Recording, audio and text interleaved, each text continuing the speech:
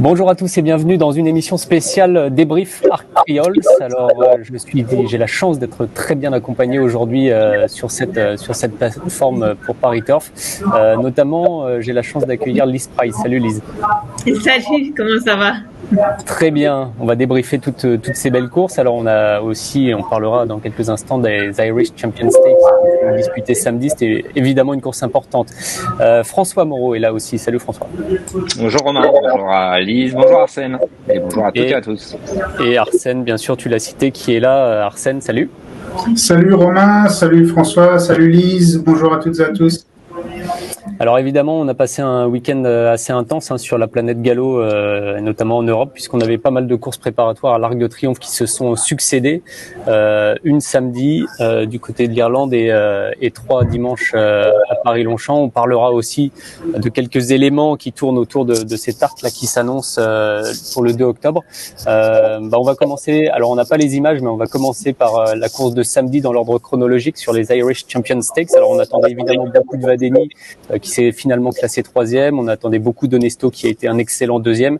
Et c'est finalement Luxembourg qui s'est imposé pour Aidan O'Brien et sous la monte de Ryan Moore. Lise, premier bilan de cette course, j'ai l'impression qu'on a assisté à une course limpide, rythmée, qui finalement a abouti à un joli vainqueur. Qu'est-ce que tu en penses ? Oui, absolument, je suis d'accord. J'ai trouvé que la course c'était une très belle course qui s'est finalement jouée entre les chevaux qu'on attendait à l'arrivée. Luxembourg, en fait, c'était le cheval qui était le grand favori du derby en Angleterre avant qu'il s'accidente dans les 2000 Guinées et donc il n'a pas pu prendre le départ dans cette course-là. Donc pour lui, c'était vraiment là le premier grand test contre les aînés. Et j'ai trouvé qu'il a livré une très très belle course parce que franchement les deux Français, nous on a envoyé nos meilleurs Français en Irlande.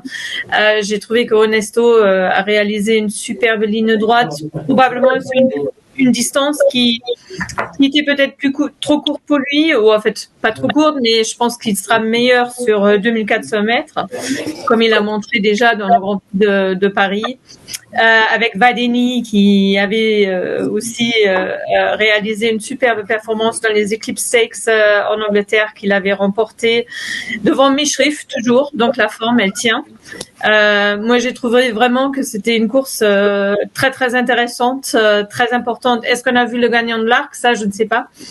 Mais en tout cas, je trouve que l'arrivée c'était une belle arrivée et puis une arrivée qui est prometteur. En fait, je pense que Luxembourg il va encore monter sur cette performance parce qu'il avait eu quand même une grande pause. Donc lui, il va progresser. Onesto, je sais pas, est-ce qu'il a pris dur? Parce que c'était quand même une ligne droite assez exigeante. Est-ce qu'il a pris dur? Je ne sais pas. Vadeni, il était un petit peu malheureux. Donc, je pense qu'on pourra le voir à nouveau dans une autre. En fait, oui, je pense qu'il était malheureux. Voilà. D'accord. Tu penses qu'il a eu quelques excuses plutôt à faire valoir pour entre guillemets expliquer sa 3e place qui malgré tout est quand même très bonne. Oui, il n'était pas battu de loin, donc ça c'est clair. Mais je pense que, disons que la dernière phase de la course, elle n'était pas idéale pour lui, voilà. D'accord. Alors dans le Paris Turf de lundi, Arsène, toi tu as eu, toi qui suis les courses internationales de très près, tu as échangé avec Dave Stevens, alors qui est représentant du bookmaker Coral au Royaume-Uni et qui a livré une analyse assez intéressante et qui expliquait justement que Luxembourg se rapproche du sommet de la pyramide en termes de cote pour l'Arc, puisque le cheval est passé à 5 contre 1. Est-ce que tu peux nous parler un peu de cet échange que tu as eu avec Dave Stevens et puis de ton analyse aussi que tu fais de ces Champion Stakes? Tout à fait, Romain. L'échange avec Dave Stevens, donc qui représente le bookmaker Coral, un bookmaker historique en Angleterre, comme tu l'as dit, était très intéressante. Il m'a expliqué clairement que ces Irish Champion Stakes étaient la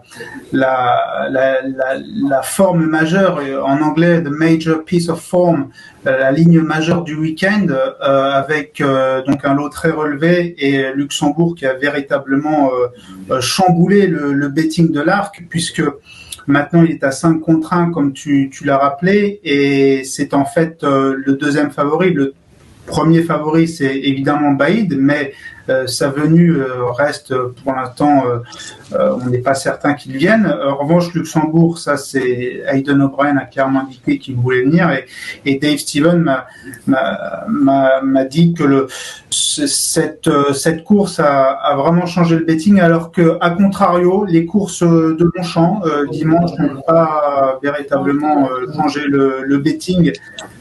Effectivement, avec quand même, j'ai noté d'ailleurs quelques petits points à ce sujet, Romain. Quand on regarde, quand on voit que la lauréate du prix Vermeil, Sweet Lady, n'est que, tenez-vous bien, à 50 contre 1 en betting.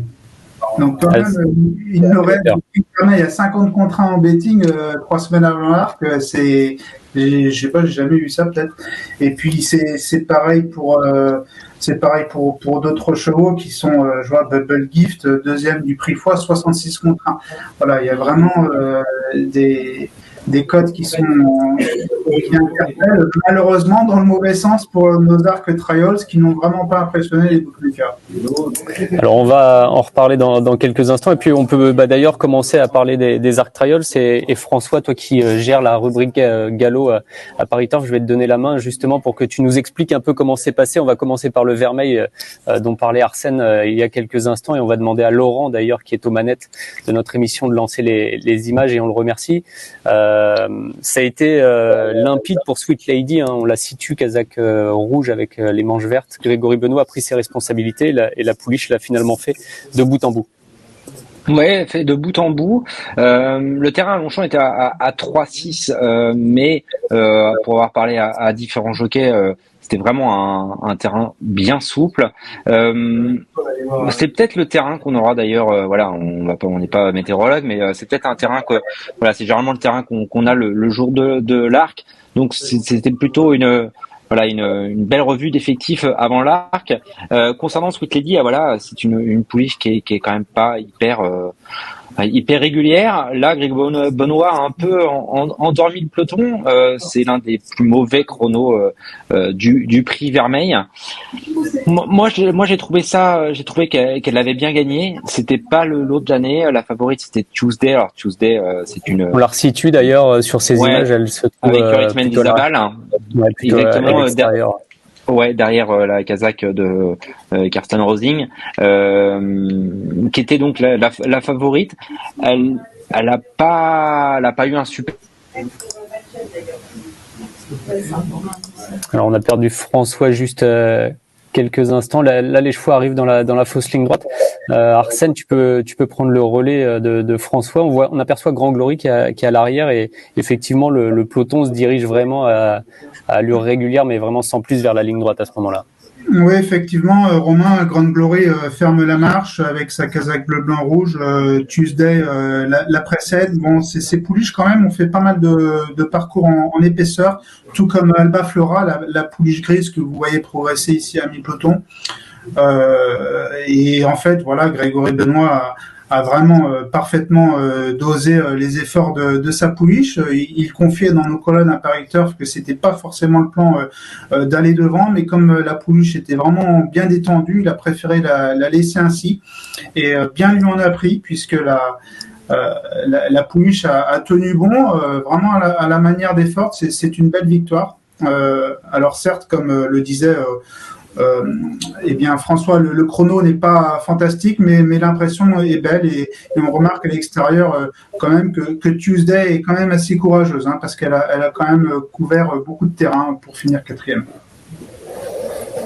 Alors on a perdu un peu François. Lise, ton analyse sur Tuesday, qui était l'une des favorites, hein, de ce prix Vermeil, et qui représentait l'entraînement d'Aidan O'Brien, du coup qui n'a pas brillé autant que la veille avec Luxembourg.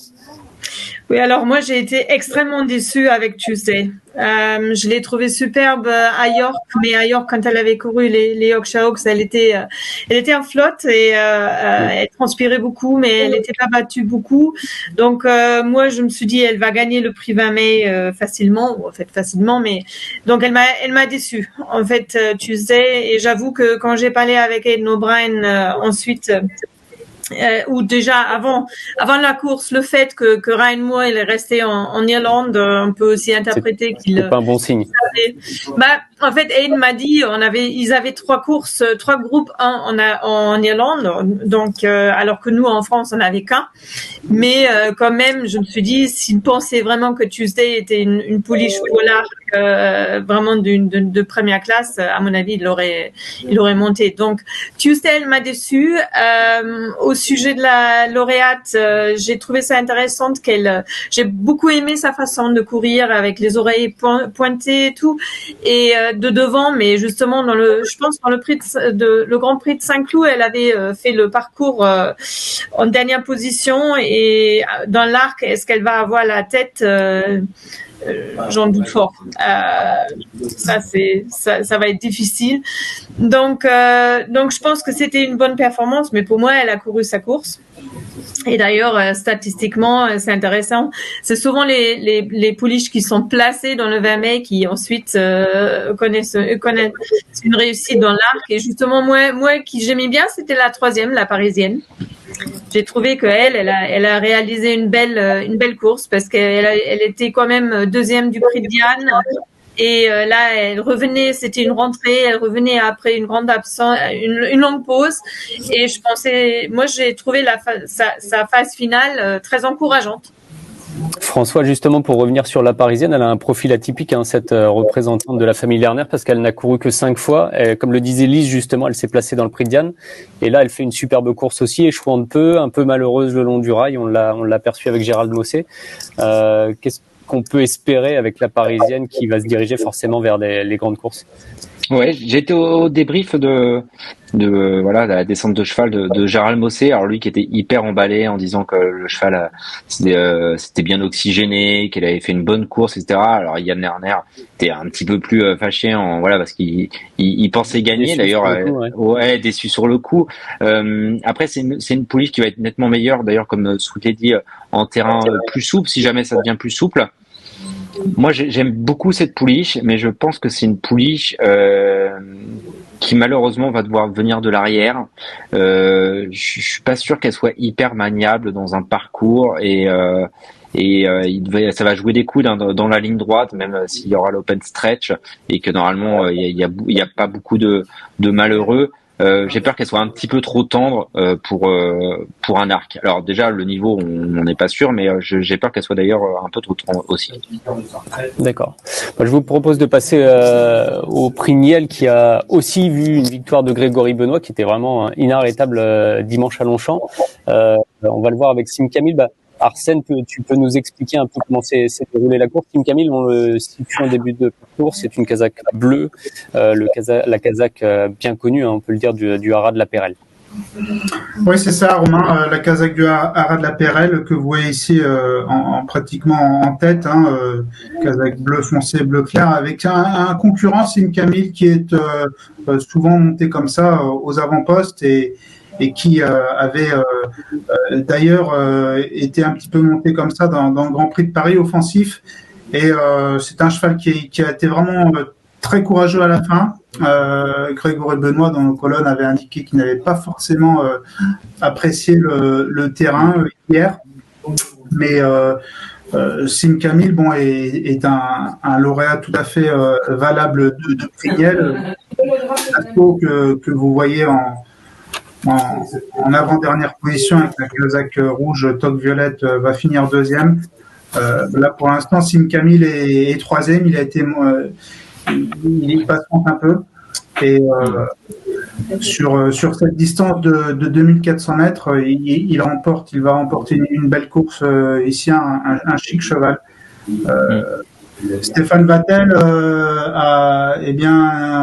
de retour aux balances était un petit peu dans l'expectative par rapport à une future participation au prix de l'Arc de Triomphe. Il a indiqué que ce sera vraiment la décision des propriétaires. Mais Sim Camille, d'ailleurs, qui n'a vraiment pas impressionné les bookmakers parce qu'il a 40 contrats, Sim Camille, pour le prix de l'Arc de Triomphe. Donc là aussi, on a quand même un lauréat de prix Niel qui est à 40 contrats. C'est assez hallucinant. Ouais, effectivement. François, on revient juste un instant. Donc, on va voir la ligne droite et évidemment, Sim Camille prendre l'avantage. À l'extérieur, donc à droite de l'image, là, vous voyez l'assaut en rouge et le japonais qu'on attendait beaucoup, Dodeus, progresser. Un mot aussi sur leur fin de course. Ils se classent respectivement 2e et 4e. Ouais, alors l'assaut, on le sait, c'est un cheval. C'est un test à la distance. C'est un cheval qui a un peu, qui est pas simple à mettre dans un parcours car il doit absolument attendre. Jean-Claude Roget, qui est le consultant de Paris Turf, l'a dit à plusieurs reprises. C'est un cheval qui a un peu de mal dans les pelotons touffus. On l'a vu dans la poule, dans le Jockey Club. J'ai parlé avec Christian Demuro après la course et vraisemblablement en plus il a besoin de bon terrain pour s'exprimer. Il ira pas sur l'Arc de Triomphe. C'est même pas sûr qu'on le revoie d'ailleurs cette année et en plus je pense que c'est un cheval de 4 ans comme l'a dit Christian Demuro. Doudus, on l'a vu. Alors Doudus, on a l'impression que c'est celui qui a battu le record du derby japonais. Généralement les Japonais c'est le premier coup, à chaque fois qu'ils. C'est ce qu'on a entendu sur place dimanche, c'est ça. Voilà, et ça l'a pas fait. Il vient comme pour gagner, il s'arrête un peu, ça m'a pas emballé. Alors peut-être que c'est l'inverse de d'habitude, bonne rentrée derrière dans l'arc, il dégèle. Mais là, comme ça, je le vois pas gagner l'arc. En tout cas, je vois voilà.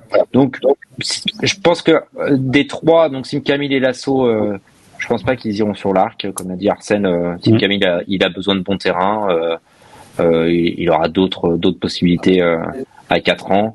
L'assaut ira pas et Dodos, voilà. Donc, à mon avis, le vainqueur du prix Niel, le vainqueur du prix de l'Arc de Triomphe n'était pas dans le prix Niel. Alors on va laisser Lise qui doit vaquer à ses occupations. Coup de fil très important en direct. C'est comme ça le direct. C'était trop tard. On va le faire une autre fois. Ouais. Bon, tant mieux. On va regarder le prix Foix qui était la 3e préparatoire dimanche à Paris-Longchamp. Irésine a remporté. Alors il est Hong, Irésine, on le rappelle, c'est l'excellent pensionnaire de Jean-Pierre Gauvin. Marie Vélon il n'ira pas sur l'arc du coup. Marie Vélon a monté une course d'attente, Kazakh Rose plutôt à l'arrière du peloton.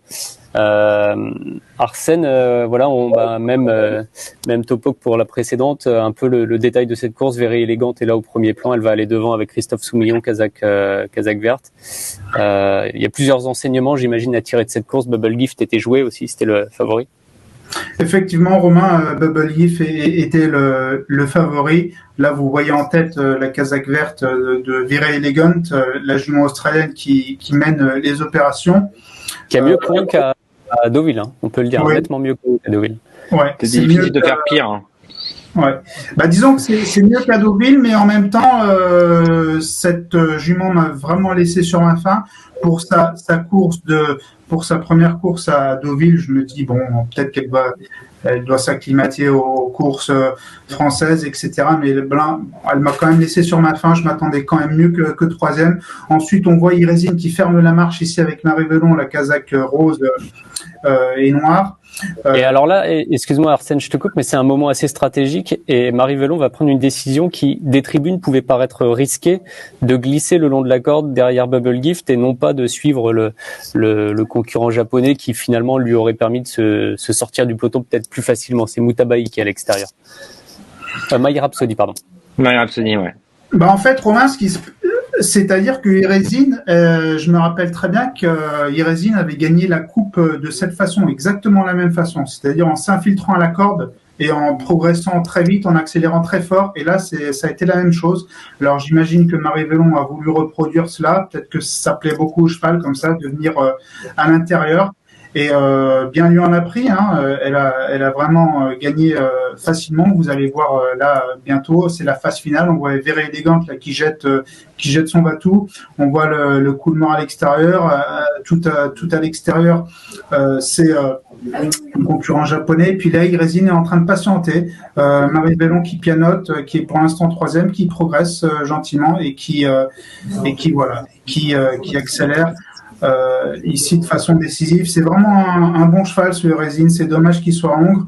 Il ne peut pas prétendre au prix de l'Arc de Triomphe étant hongre, mais on voit qu'il a un vrai changement de vitesse et qu'il a battu quand même de bons chevaux très facilement. Jean-Pierre Gauvin, son mentor, a précisé qu'il pourrait courir le prix Royal Oak sur 3100 mètres, donc on rallonge. Et puis d'ici là, les terrains risquent d'être encore plus souples. Alors voilà, je suis devenu tout seul. Les terrains sont encore plus souples, ce qui va avantager Irésin. Après la distance, effectivement, 3100 mètres, il faudra qu'il la tienne. Mais Prix Royal Oak, c'est un groupe 1 auquel il peut prétendre en tant que hongre. Alors, du coup, on a passé en revue les Irish Champion Stakes, on a parlé des Arc Trials qui, évidemment, captaient toute notre attention, nous, en tant que journalistes français, alors que François fait son retour. Il y a aussi un cheval dont on doit parler, même si, alors qu'il est, on est le 13 septembre, mardi 13 septembre, on ne sait pas encore si Baïd va venir courir l'Arc, mais en quelque sorte, on l'espère pour le spectacle et puis pour l'Arc, tout simplement. Avant de nous donner ton favori, toi, Arsène, est-ce que tu penses déjà que Baïd va venir? Est-ce que j'imagine que ce serait une bonne chose, mais selon toi, qu'est-ce que ça pourrait provoquer comme mouvement, notamment de la part de ses adversaires qui pourraient ou pas courir et potentiellement se diriger vers d'autres épreuves? Parce que on sait qu'à ce moment de l'année, il y a des options alternatives pour certains concurrents.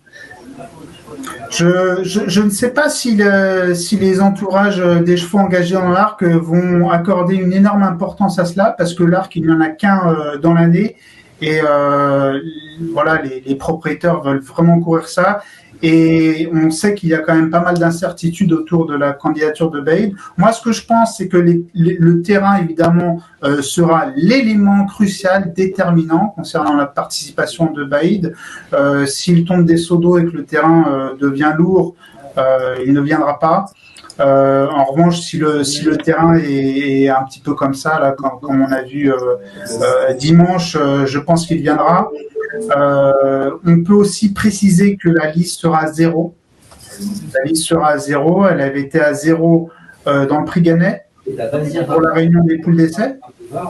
Et là, elle sera à 0 pour l'Arc. Donc, on aura une portion de piste roulante. Mais tout dépendra de la météo, vraiment. Je pense que si le temps se maintient comme ça ira. Mais si on a beaucoup de précipitations, malheureusement, je suis un petit peu pessimiste sur la participation de Baïd. Ce serait génial qu'il vienne. C'est vraiment un cheval incroyable et qui, s'il venait, qui aborderait pour la première fois la distance de 2400 mètres. Ouais, c'est important ce que tu dis, 10 courses, 10 victoires pour Baïd, une course sur 2000 mètres qu'il a facilement remporté d'ailleurs. Alors moi, je meurs d'envie de demander à Lise si elle a des petites infos à nous glisser. Alors on est tous dans le même cas, on cherche à savoir si le cheval va venir, on est très attentif. Alors on n'a peut-être pas la réponse, mais Lise, ton avis toi sur Baïd, participera pas, donne-nous ton ressenti.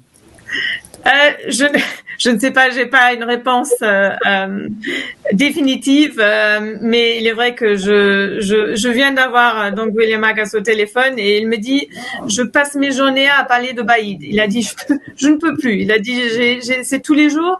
C'est comme si j'avais qu'un seul cheval dans mon écurie. Tout le monde me parle de Baïd, mais pour l'instant, toujours pas de décision définitive qui est prise. Donc, je ne sais pas. Moi, j'ai l'impression que moi, j'ai plus tendance à dire qu'il va venir, tout simplement parce que je pense que son propriétaire, donc le regretté Sheikh Hamdan, ça a été un homme très sportif qui n'a jamais eu peur des challenges.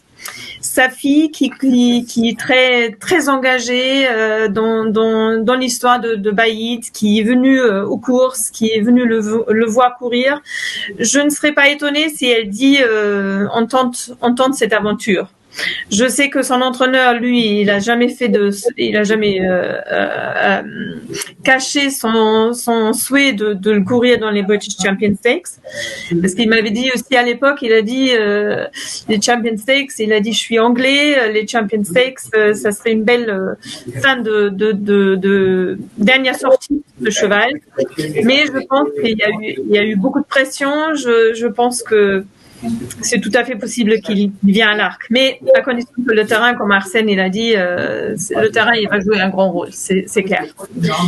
En revanche, est-ce que je peux juste revenir sur un truc, parce que moi je ne suis pas exprimée sur le prix Niel. Juste vous raconter une anecdote, parce qu'on parle de Sim Camille. Et Sim Camille, pendant l'été, en fait, après sa performance dans le Grand Prix de Paris, vous ne pouvez pas imaginer les coups de fil que j'ai reçus en me demandant si le cheval était à vendre, si je pouvais rentrer en contact avec le propriétaire. De la part de propriétaires anglais ou irlandais, du coup, c'est ça? Voilà, donc j'ai trouvé ça très intéressant. C'est un cheval qui a fait beaucoup de vagues, il y a eu beaucoup d'intérêt. Évidemment, Jürgen Winter n'a pas vendu le cheval, tant mieux, il reste en France, voilà. Et je suis comme Arsène très étonnée par la grosse cote de ce cheval. J'ai trouvé que dans le prix Niel, il était presque encore un petit peu vert. Il courait comme un jeune cheval. Je pense qu'il a beaucoup appris ce jour-là. Dans l'axe, ça serait autre chose, mais non, je trouve que c'est un cheval intéressant. Voilà, c'était juste un petit commentaire. Une anecdote, mais c'est toujours intéressant d'ailleurs d'avoir ce genre d'anecdote, parce que ça donne un peu d'épaisseur à nos supports. D'ailleurs, il a une histoire assez étonnante, ce Sim Camille, parce qu'il a couru sa première course 8e. Ensuite, il se classe 2e d'Alakim, qui n'est pas n'importe qui dans le prix du Rond du Chêne. Ça, c'était au mois de novembre à Chantilly. Il a couru d'ailleurs plusieurs courses. Il a gagné à Angers. Il a un parcours très singulier. Ton avis, toi, François, pour revenir du coup sur le cas de Baïd et de sa venue potentielle, bien sûr? Moi, je pense qu'il va pas venir parce qu'en fait, il a beaucoup à perdre, Baïd. Je pense qu'il va faire une sortie à la Frankel dans les British Champions Stakes, parce que le terrain en France en octobre, il va être lourd. Alors oui, c'est des sportsmen, mais il y a quand même beaucoup à perdre s'il termine 8e désemparé de l'arc. À mon avis, ils vont pas prendre de risques. Je pense qu'il va finir sur une victoire, chez lui en Angleterre. D'accord. Mais, et ça a été longtemps le programme annoncé d'ailleurs par William Agas, de finir cette course-là naturellement, et de voir son champion sortir par la grande porte anglaise. Contrairement à Frankel, où ils avaient quand même dit très rapidement que jamais il viendrait dans l'arc. Ok. Alors justement, si je peux, excusez-moi, il y a quand même une chose que je veux dire, c'est, je sais que tout le monde compare Baïd avec Frankel, mais finalement, je trouve que ces deux chevaux sont incomparables, parce que il a jamais couru dans une course classique, Baïd. Donc c'est pas un cheval comme Frankel qui avait toute une réputation parce qu'il était un gagnant classique et qui après a reconfirmé à 4 ans sur le mile et puis après les 2000 mètres. Baïd, le profil, il est quand même un petit peu plus différent, et je ne suis pas tout à fait d'accord avec toi, François, quand tu dis qu'il va perdre dans l'arc, parce que honnêtement, le cheval, il est invaincu sur le mile, invaincu sur 2000 mètres. Si le cheval maintenant, il est battu dans l'arc, est-ce que vraiment ça nuit à sa réputation? Je ne sais pas, parce que sa réputation, elle n'est pas basée sur plusieurs saisons de classiques, de ce parcours qu'on connaît. Donc, voilà. Je pense que il n'a rien à perdre. Le débat, j'espère me tromper. Ouais, on pourrait en parler des heures, hein, d'ailleurs, parce que ça nous passionne forcément, et c'est aussi pour ça qu'on aime ce métier et les courses en général. Dernière chose avant de se quitter, moi j'aime quand vous vous mouillez un petit peu, et aujourd'hui le 13 septembre, est-ce que vous pouvez me donner votre favori pour l'Arc? On va inclure Baïd dans le pool des chevaux qui potentiellement vont courir. Et je suis assez curieux de vous écouter à ce sujet-là. Vas-y, Lise, commence, tiens. Alors moi, comme j'ai dit, j'ai été très impressionnée par Luxembourg. Pour moi, bizarrement, j'avoue que cette année, je n'ai pas un grand favori de l'Arc. Ça, je vous avoue. J'aime beaucoup Luxembourg. J'aime beaucoup toujours Toccato Tasso, parce que ce qu'il a fait à Baden, voilà, ça. En fait, cette course, il était malheureux à Baden-Baden dans une course sans train. Je pense que dans un terrain très souple, dans le parcours, sur le parcours qu'il connaît à Longchamp, je pense que faut pas le sous-estimer. Donc, j'aime bien Toccato Tasso aussi. Et puis j'aime Sim Camille. Voilà. D'accord. Bah, très bien. 3 pour le prix d'un pour Lise. Du coup, je vais vous demander 3 chevaux, messieurs aussi. Vas-y, Arsène, tu peux me donner tes 3 chevaux. Ok, Romain. Écoutez, moi, c'est vrai que j'ai été vraiment impressionné par la victoire de Luxembourg. Pour sa rentrée, il s'imposait de peu, mais très très sûrement. Là, la dernière fois, il s'est imposé encore plus sûrement. Et face à un très bon lot, pour moi, c'est mon favori. En revanche, comme je le disais, tout dépendra du terrain. Tout dépendra du terrain. Si vous avez un terrain lourd le jour de l'Arc, moi, c'est Toccato Tasso. Si vous avez un terrain normal, j'aimerais beaucoup Luxembourg ou Baïd s'il vient. Et voilà. Et il y a un cheval dont on parle très peu et qui est un petit peu occulté et qui est très bonne, dont il faut se méfier, c'est Alpinista qui a gagné le Grand Prix Saint-Cloud et les Yorkshire Hawks, et qui est une jument sur la montante absolument irréprochable et qui est capable de mettre tout le monde d'accord. Très bien. François, même question. Arsène m'a coupé l'herbe sous le pied. Alpinista. Mais ouais, depuis l'an dernier, j'adore cette pouliche. Elle a battu Toccato Tasso en rigolant l'an dernier, et ses propriétaires se sont dit pourquoi on n'a pas été courir l'Arc. Moi, je trouve qu'elle fait tous les terrains. Là, ça va lui faire du bien, le petit coup de fraîcheur, parce que la dernière fois c'était un petit peu moins bien, j'ai trouvé. Là, elle va arriver au top. Moi, j'adore cette pouliche. Voilà. J'aurais pu jouer en Angleterre. Je l'aurais booké depuis longtemps. Je me méfie en dessous de 3,5 Baïd forcément. Au-dessus de 3,5 pas Baïd. Et je me méfie beaucoup d'Onesto. J'aime beaucoup ce profil-là parce que Stéphane Pasquier connaît les pommes de Longchamp par cœur. Et puis voilà, c'est un cheval de 2400 mètres. Je pense que sur 2400 mètres, c'est vraiment, il peut donner sa pleine mesure, et puis il faut quand même un petit Français. Et malheureusement pour nos amis japonais, je raye tous les Japonais.